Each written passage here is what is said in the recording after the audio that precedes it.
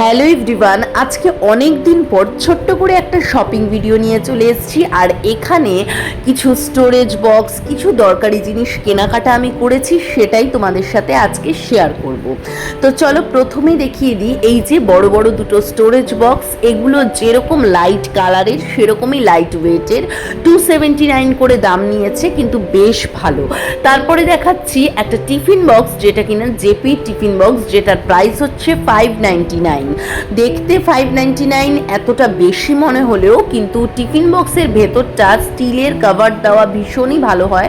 আর কিছু খাবার দাবার কিনেছিলাম, সেগুলো জাস্ট তোমাদের সাথে শেয়ার করে নিলাম। এখানে এইগুলো নিয়ে কিছু বলার নেই আমার। তারপরে দেখো এই যে বক্সগুলো, এগুলোর দাম নিয়েছে হচ্ছে 149 বড় বক্সটার দাম, আর ছোটোটার দাম আমার এখন মনে নেই, বলতে পারবো না।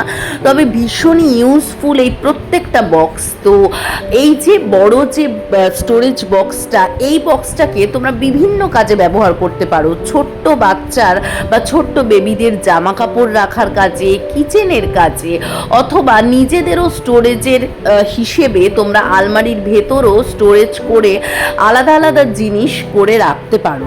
এই ধরনের স্টোরেজ বক্সগুলো ভীষণই ইউজফুল হয়। আমি কিন্তু অনেক দিন ধরে এই ধরনের জিনিস ব্যবহার করি। আর এই যে ছোট স্টোরেজটা, এটা বিভিন্ন কসমেটিক রাখার কাজে তোমরা ব্যবহার করতে পারো, যেটা কিন্তু সকলেরই খুব কাজে দেবে।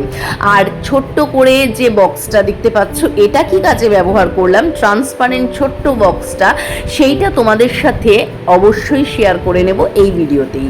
তো দেখে নাও এই যে ছোট্ট বক্সটা, এটার মধ্যে আমি কি রেখেছি। আমি না প্রচুর রং কিনেছিলাম, আসলে আমার বড় একটা কালার এসছে এবং সেটা তোমাদের সাথে আমি শেয়ার করব পেন্টিংয়ের জন্য। তো আমি কিন্তু তার আগে আরও কিছু ছোট ছোট টিউবে করে কালার কিনে নিয়েছি, অর্থাৎ শিশিতে করে কিছু কালার আমি কিনে নিয়েছি।